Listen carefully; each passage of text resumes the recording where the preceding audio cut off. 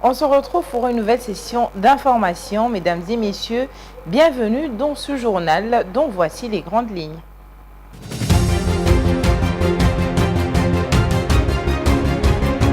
L'Assemblée nationale de la République démocratique du Congo va dépêcher une délégation à Kampala en Ouganda pour des discussions avec les autorités ougandaises au sujet de la situation sécuritaire dans l'est de la RDC. L'annonce a été faite par Vital Kamerhe, président de l'Assemblée nationale, lors de la plénière de ce jeudi 7 novembre 2024, consacrée à l'examen du projet de loi portant sur la prorogation de l'état de siège dans les provinces de l'Ituri et du Nord Kivu. La date de la mission n'est pas dévoilée.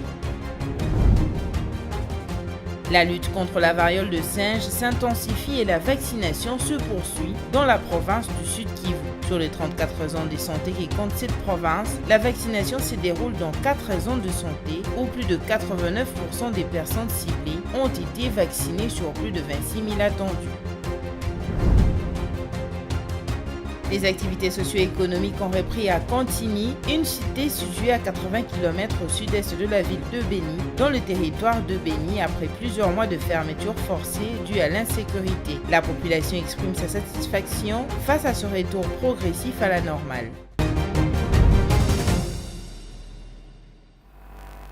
Mesdames et messieurs, bonsoir. À la une de l'actualité, les députés nationaux ont voté à l'unanimité le projet de loi portant la 85e prorogation de l'état de siège dans les provinces de l'Ituri et du Nord Kivu. Les élus nationaux ont opté à l'unanimité de ne pas débattre sur la question en attendant de diligenter une commission dans les zones concernées telles que décidé à la séance plénière précédente. Commentaire de Vinigali Junior. Les députés nationaux ont voté à l'unanimité le projet de loi portant prorogation de l'état de siège lors de la séance plénière de ce jeudi 7 novembre 2024. Le projet de loi portant prorogation de l'état de siège dans une partie du territoire national. Une 85e prorogation depuis sa décrétation le 5 mai 2021. C'est le vice-ministre de la Justice et garde des Sceaux Samuel Mbemba qui a fait l'économie de ces projets de loi. Dans ses éléments de défense, le représentant du gouvernement a présenté aux élus nationaux la nécessité de l'adoption du dit projet de loi, d'autant plus que les objectifs visés par cette disposition n'ont pas encore été atteints. Entre autres, l'éradication complète des troupes armées dans les parties Nord Kivu, Sud Kivu et Ituri. Les élus nationaux ont opté à l'unanimité de ne pas débattre sur la question en attendant de diligenter une commission dans les zones concernées telles que décidées à la séance plénière précédente. Mais tout en fustigeant l'attitude du gouvernement qui, selon certains élus, traiterait cette question de sécurité d'une manière inadéquate. En réponse, le vice-ministre Samuel Mbemba a rassuré la détermination du gouvernement souminois de procéder à l'évaluation de l'état de siège d'ici le 20 novembre 2024 sur recommandation du chef de l'État. Une démarche saluée par le président de la Chambre basse du Parlement, l'honorable professeur Vital Kamerhe, qui souhaite du gouvernement une réponse rapide pour pallier cette question de sécurité qui dérange la population. Pour résoudre cette question de sécurité, afin d'apporter un ouf de soulagement à la population de l'Est du pays et de l'Ituri qui vit depuis des décennies en situation de guerre, il s'y est de noter que plusieurs motions d'information ont également été formulées lors de cette séance plénière, notamment la situation liée aux embouteillages dans la ville de Kinshasa, l'évaluation de l'état des sièges, l'accident de circulation au Katanga, la grève des travailleurs indo-pakistanais, l'insécurité à Chabunda ainsi que l'épidémie de Mpox. Pour terminer, l'Assemblée nationale de la République démocratique du Congo va dépêcher une délégation à Kampala en Ouganda pour des discussions avec les autorités ougandaises au sujet de la situation sécuritaire dans l'est de la RDC. L'annonce a été faite par Vital Kamerhe, président de l'Assemblée nationale, lors de la plénière de ce jeudi 7 novembre 2024. Pour l'instant, la date de la mission n'est pas encore dévoilée.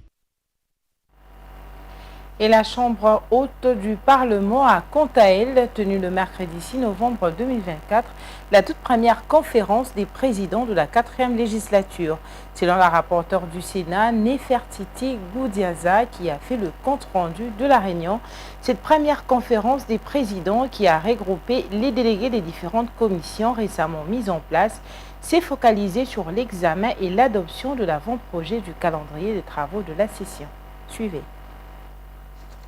en son point 1 du troisième alinéa. La conférence de présidents du Sénat de la RDC a adopté le mercredi 6 novembre 2024 l'avant-projet du calendrier de travaux de la session ordinaire de septembre 2024 lors d'une réunion tenue à huis clos au Palais du Peuple, a-t-on appris des sources parlementaires. Nous avons tenu notre toute première conférence de présidents à huis clos, mais cela n'empêche que je donne le compte rendu. En somme, nous avons eu à adopter l'avant-projet du calendrier des travaux de notre session ordinaire de septembre 2024, a déclaré à la presse la sénatrice Nefertiti Ngundiaza Bayokisa-Kisula, rapporteure de la Chambre haute du Parlement au sortir de la rencontre. Ici, il est noté qu'un seul point a été inscrit à l'ordre du jour de cette rencontre, à savoir l'examen et adoption du projet de calendrier des travaux de la session ordinaire de septembre 2024. Ce projet sera présenté aux élus des élus provinciaux pour adoption au cours de la séance plénière convoquée ce jeudi. Ce projet sera présenté aux élus des élus provinciaux pour adoption. Le règlement intérieur du Sénat, en ses articles 74 et 75, stipule ce qui suit: la conférence de présidents de l'organe des concertations entre les responsables des différents organes du Sénat. Elle est constituée des membres du bureau du Sénat, du président de commissions permanentes, des groupes politiques, des groupes provinciaux et du comité des conciliations et l'arbitrage. Elle est présidée par le président du Sénat. La conférence du président établit sur proposition du bureau un projet de calendrier des travaux au début de chaque session ordinaire. Le président du Sénat soumet à l'adoption par l'Assemblée nationale le projet de calendrier des travaux établi par la conférence de présidents. Le bureau du Sénat peut inviter le membre du gouvernement à la conférence de présidents en vue d'éclairer sa religion. Le secrétaire général, les conseillers coordonnateurs, les directeurs, chefs des services et conseillers principaux, chefs des sections assistent également à la conférence de présidents, mais sans voix délibérative. Ils sont tenus au secret des délibérations. L'ordre du jour de la séance plénière de ce jeudi comporte 2 points, à savoir l'examen et adoption du projet des calendriers des travaux de la session ordinaire de septembre 2024 et la prorogation de l'état des sièges sur une partie du territoire de la République démocratique du Congo. Et de son côté, le président congolais Félix Tshisekedi a adressé le mercredi 6 novembre ses vives félicitations à Donald Trump pour sa victoire non encore officialisée, mais déjà célébrée par certains à l'élection présidentielle américaine de 2024. Félix Tshisekedi a souligné l'importance de renforcer le partenariat stratégique entre Kinshasa et Washington dans un contexte de relations bilatérales marqué par la coopération diplomatique et économique. Regardez.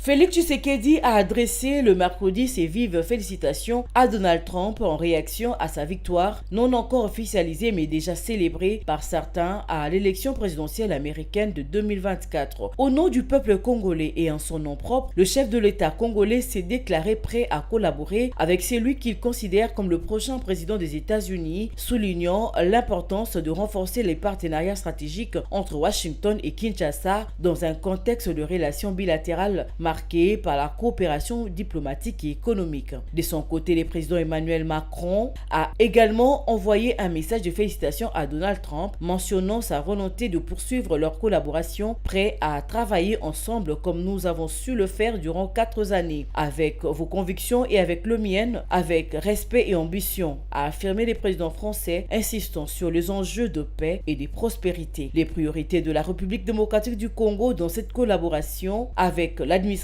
Trump ont été détaillées par Tina Salama, porte-parole de Félix Tshisekedi, dont 3 axes principaux structurent cette coopération: la paix dans l'est de la RDC, le développement du corridor de Lobito et l'intégration au programme AGOA, African Growth and Opportunity Act, la stabilisation de l'est du pays en proie à des conflits armés et à des déplacements de population demeure un enjeu majeur pour Kinshasa. Les États-Unis ont déjà manifesté un engagement dans ces domaines en appelant au respect de processus de paix de Luanda et de Nairobi qui visent à réduire les violences et les tensions dans cette région. Washington a également exhorté le Rwanda à cesser son soutien présumé au groupe armé M23, actif dans l'est de la RDC, et à retirer ses troupes de la région. En août 2023, des sanctions ciblées ont été imposées par les États-Unis en l'encontre de responsables rwandais et d'entités liées aux violences En septembre, Washington a suspendu une partie de son aide militaire au Rwanda, invoquant des préoccupations concernant le recrutement présumé d'enfants soldats par le M23. Les décomptes de voix de cette élection restent cependant en cours dans plusieurs États ciblés,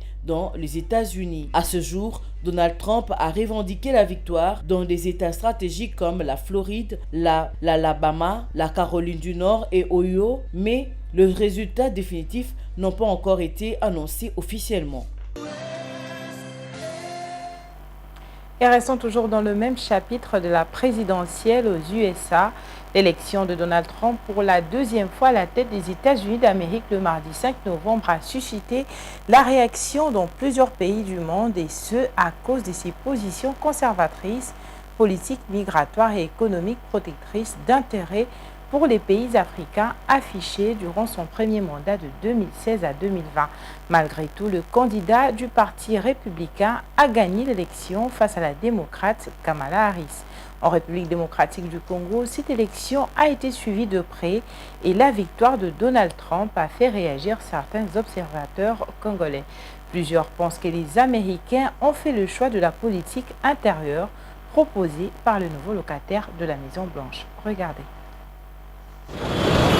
La nuit était longue pour tous les Congolais qui attendaient l'issue de l'élection présidentielle des États-Unis d'Amérique qui a opposé le républicain Donald Trump à la démocrate Kamala Harris. C'est seulement le matin de ce mercredi que tout le monde a été fixé sur la victoire du candidat républicain, devenant ainsi le 47e président des États-Unis d'Amérique. Beaucoup de Congolais estiment qu'il s'agit de l'adhésion massive des Américains à la politique intérieure de Donald Trump qui veut privilégier les préoccupations de ses compatriotes par rapport aux problèmes des autres pays. Le peuple américain a davantage voté pour des politiques intérieures que pour des politiques internationalistes. On avait pratiquement deux profils. Un Trump qui avait mis l'accent sur, et d'ailleurs c'est sa marque de fabrique, sur le retour de l'Amérique, la priorité aux politiques américaines et donc aux questions intérieures, alors que le Joe Biden et Kamala, qui en était son prolongement, étaient davantage marqués par leur politique internationale, la guerre à l'Ukraine, l'ouverture vers l'Europe. Et donc on a ces deux tableaux-là, qui est d'ailleurs assez habituel pour ceux qui suivent la politique américaine, entre le courant isolationniste et le courant atlantiste. On peut dire que pour cette fois-ci, et c'est toujours après des crises, les isolationnistes ont encore gagné vis-à-vis de ceux qui étaient vers le courant atlantiste. L'échec de Kamala Harris, première femme devenue vice-présidente des États-Unis jusqu'à cette élection de 2024, n'est pas bien dirigé par les femmes congolaises. Suzy Makenda, journaliste à l'agence congolaise de presse, est déçue du résultat final. Elle espérait que Kamala Harris puisse gagner cette élection, mais il n'en a pas été le cas. On recevait les informations progressivement. Nous avons vu que Donald Trump a remporté. On est un peu déçus parce que moi, personnellement, j'aurais souhaité que ce soit une femme. Mais bon, c'est Donald Trump. Et là, maintenant, il y a inquiétude parce que le loterie, tout ça, toutes ces choses-là, on ne sait plus si ça va encore exister. Mais bon, on va quand même observer et voir ce qu'il va faire après. Selon moi, ce n'est pas une bonne politique. Mais bon, on fait quoi? Il est là, il est réélu, donc essayons de voir, peut-être qu'il va changer, ou peut-être qu'il va apporter autre chose. Essayons de voir et d'observer et lui donner la chance. Sur le plan international, les États-Unis d'Amérique sont considérés comme premier soutien de l'Ukraine dans la guerre qui oppose la Russie, est un acteur majeur pour la résolution de crises au Moyen-Orient. Christian Moleka pense qu'avec la politique de Donald Trump, il y aurait réduction de financement, voire même arrêt de financement qui pousserait l'Ukraine ou d'autres pays bénéficiaires à accepter des solutions pour les désescandales entre les pays en conflit. Trump s'était démarqué par le fait qu'il prônait une solution à court terme sur la guerre en Ukraine.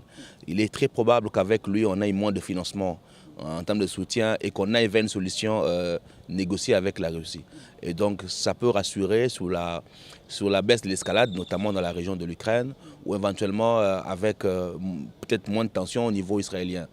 Même si lui aussi, il l'a affirmé, il est pro-israélien, mais peut-être sa façon d'aborder les choses sera moins différente qu'à Kamala Harris. Ensuite, c'est un climato-sceptique.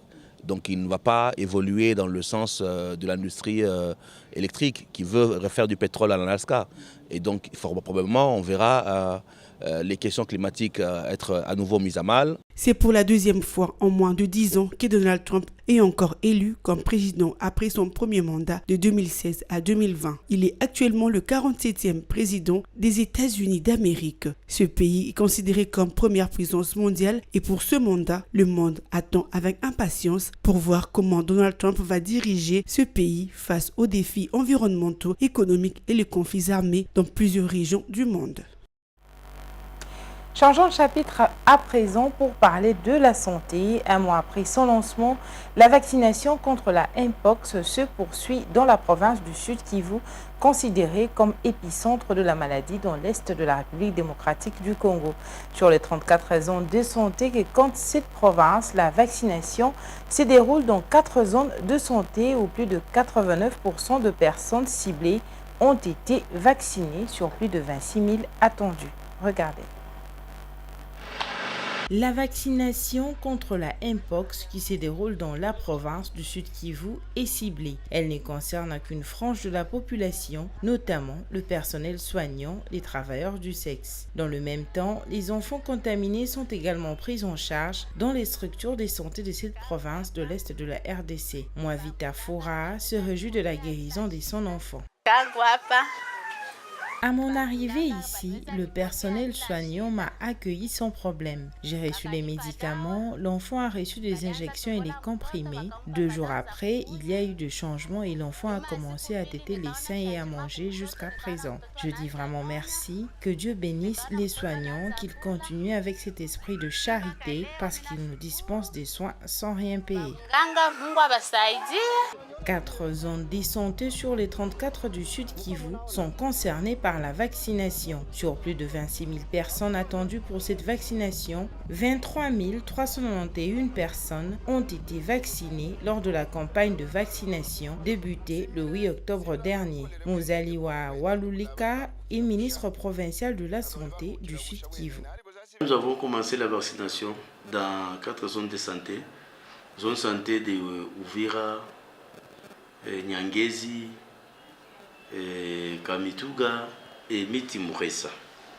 Et on s'entendait à vacciner 26 096 personnes, mais on a vacciné 23 391, soit 89,2%.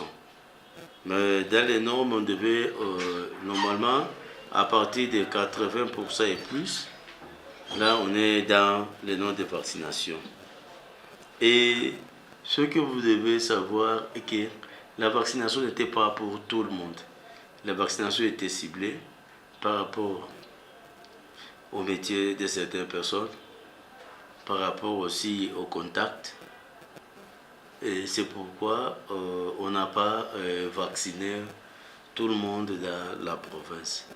Parallèlement à la vaccination, la prise en charge des malades du Mpox a continué grâce aux efforts du gouvernement, tant national que provincial. Les partenaires de l'État congolais, dont l'OMS, l'UNICEF, Médecins sans frontières et tant d'autres, ont également mis la main à la pâte. Et je l'ai annoncé dans les titres de ce journal, la cité de Cantigny, dans le territoire de Béni, dans l'est de la République démocratique du Congo, a retrouvé son ambiance d'antan. Les activités socio-économiques ont repris à la grande satisfaction de la population. Cette reprise, voulais-je dire, est consécutive à l'accalmie que connaît cette cité depuis quelques mois maintenant grâce à la traque des ADF menée par les forces armées congolaises et ougandaises. Les détails dans cet élément. Cantigny, à 80 km au sud-est de la ville de Béni, cette cité grouille du monde. C'est le jour du marché. Vendeurs et acheteurs sont au rendez-vous. Les étals sont garnis de plusieurs denrées alimentaires venues de Béni et des villages voisins. La vie a repris son cours normal à la grande satisfaction de la population.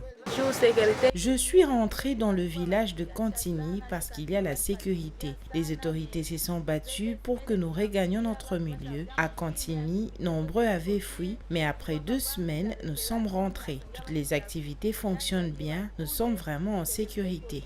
La cité de Cantigny et ses environs ont connu les derniers massacres entre juin et juillet de cette année. Des tueries perpétrées par les terroristes ougandais des forces démocratiques et alliées, ADF. La société civile de Beni a estimé à plus de 320 le nombre de victimes de cette barbarie, mais depuis les opérations de traque contre ces rebelles autour des Cantini par la coalition des armées congolaises et ougandaises, le calme est revenu. Ainsi, pour une paix durable, certains habitants de Cantini demandent aux autorités de fournir plus d'efforts pour sécuriser les personnes et leurs biens en les épargnant de ce qui s'est passé au mois de juin et de juillet dernier. Pour se rendre compte de l'effectivité de la reprise des activités à Cantini, le chef du secteur de Benimbo y a effectué un déplacement, une façon de rassurer la population de la volonté des autorités de la sécuriser.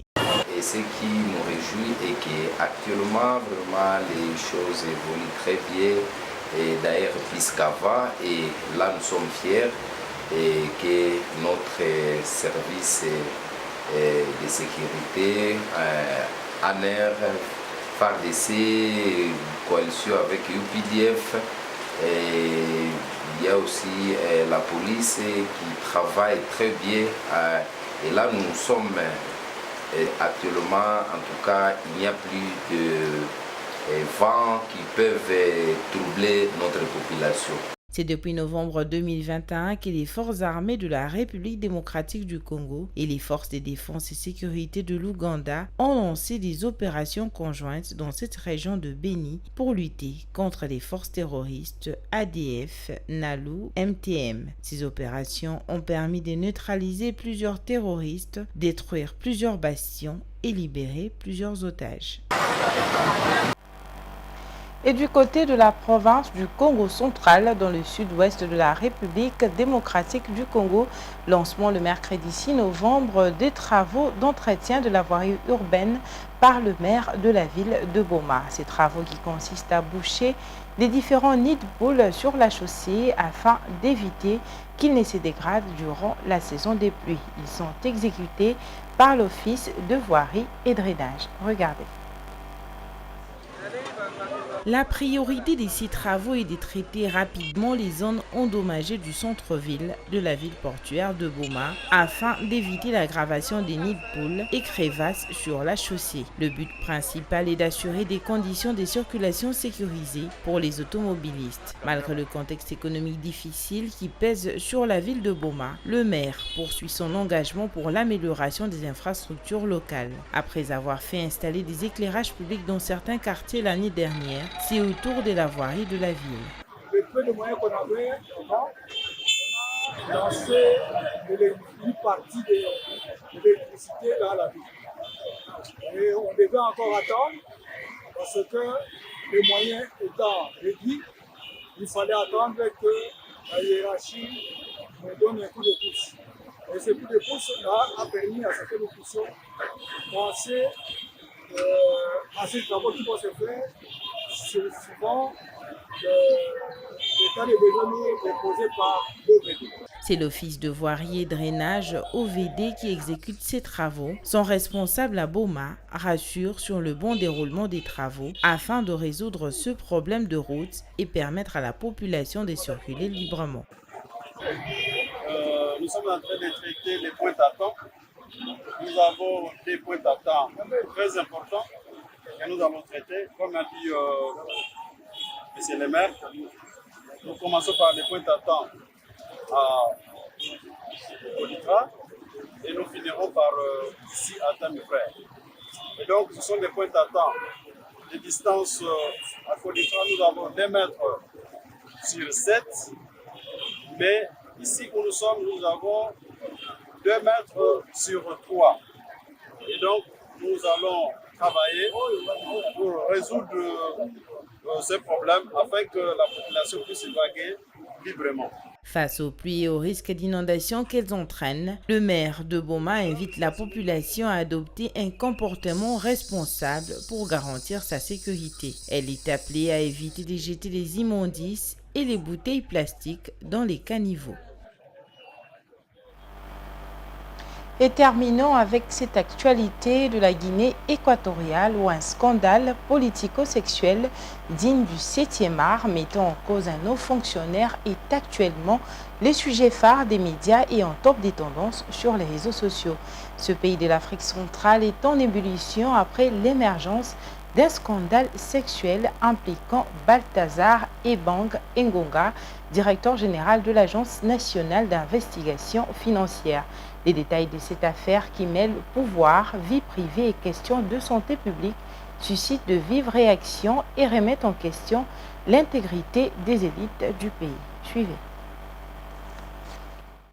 Marié et père de 6 enfants, Balthazar Ebang Engonga est accusé d'avoir eu des relations intimes avec de nombreuses femmes, parmi lesquelles figuraient les épouses de hauts responsables de la Guinée équatoriale. Ce scandale a pris une ampleur nationale suite à la diffusion sur les réseaux sociaux des vidéos compromettantes, apparemment orchestré par le chef de la sécurité présidentielle dont l'épouse serait impliquée. D'autres figures influentes de la société équato-guinéenne, y compris la femme du procureur général et la fille du directeur général de la police, auraient également été impliquées. Face à ces révélations, le parquet a ouvert une enquête pour déterminer si Balthazar aurait délibérément propagé une maladie sexuellement transmissible auprès de ses partenaires. Si cette hypothèse est confirmée, cela poserait un grave problème de santé publique. Avec près de 400 femmes potentiellement concernées, c'est toute l'interconnexion du pays qui est menacée, a confié une source proche du dossier. Les autorités équato-guinéennes se sont empressées de réagir pour préserver la réputation du pays. Le vice-président Théodore Nguema Obiang a annoncé sur son compte X des mesures strictes interdisant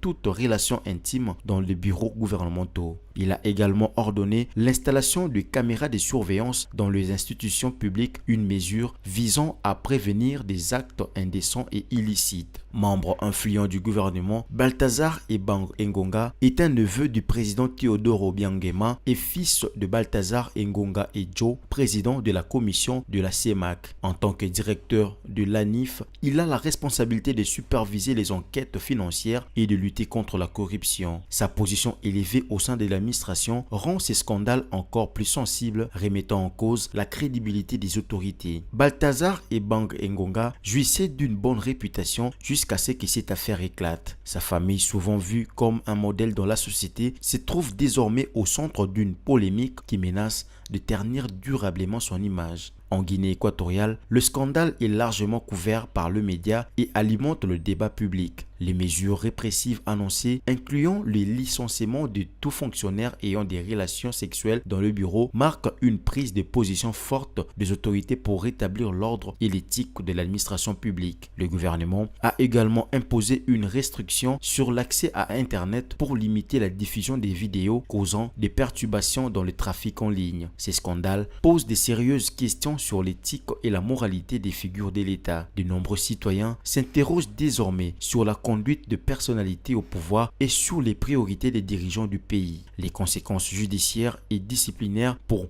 Balthazar Ebang Engonga et ses partenaires restent à venir, mais les enquêtes en cours pourraient avoir des répercussions durables sur la gouvernance et la vie publique équato-guinéenne.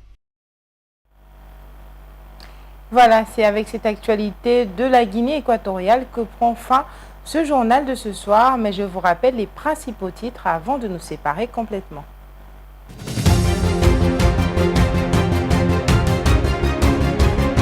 L'Assemblée nationale de la République démocratique du Congo va dépêcher une délégation à Kampala en Ouganda pour de discussions avec les autorités ougandaises au sujet de la situation sécuritaire dans l'est de la RDC. L'annonce a été faite par Vital Kamerhe, président de l'Assemblée nationale, lors de la plénière de ce jeudi 7 novembre 2024, consacrée à l'examen du projet de loi portant sur la prorogation de l'état de siège dans les provinces de l'Ituri et du Nord Kivu. La date de la mission n'est pas dévoilée.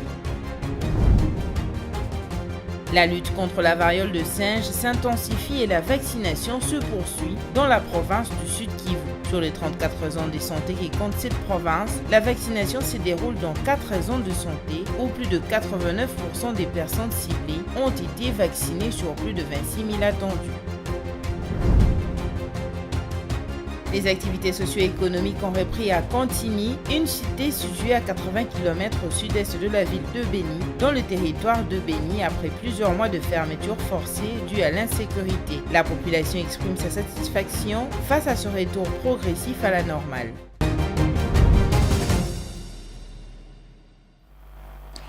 Le rappel des titres marque la fin complète de ce journal. C'était un plaisir pour nous de vous le présenter. Quant à moi, je vous dis à très bientôt et très bonne suite de programmes sur nos antennes. Bonsoir chez vous.